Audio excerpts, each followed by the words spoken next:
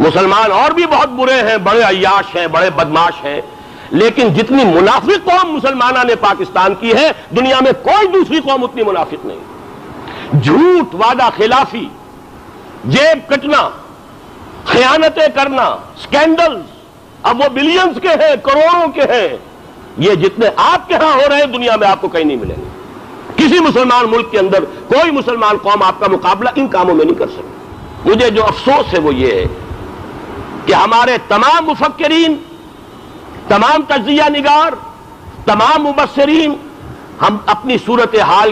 کا تجزیہ کرتے ہیں تو یہ یوں ہو گیا، وہ یوں ہو گیا، اس نے یہ کر دیا، اس نے یہ کر دیا۔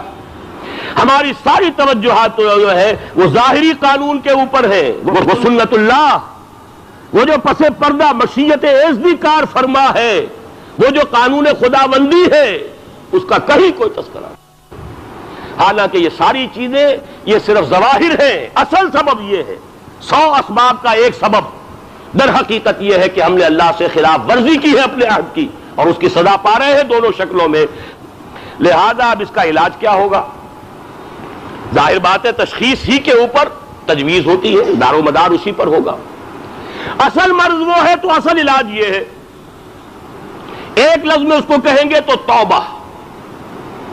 لیکن توبہ اجتماعی توبہ، یعنی رخ بدل جائے، قوم کا، ملک کا رخ بدل جائے، بھولی ہوئی منزل پھر یاد آ جائے۔ کبھی بھولی ہوئی منزل بھی یاد آتی ہے راہی کو،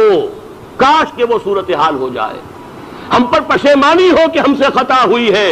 ہم نے بلڈنگیں بنائی ہیں، ہم نے عالیشان محل بنائے ہیں، ہم نے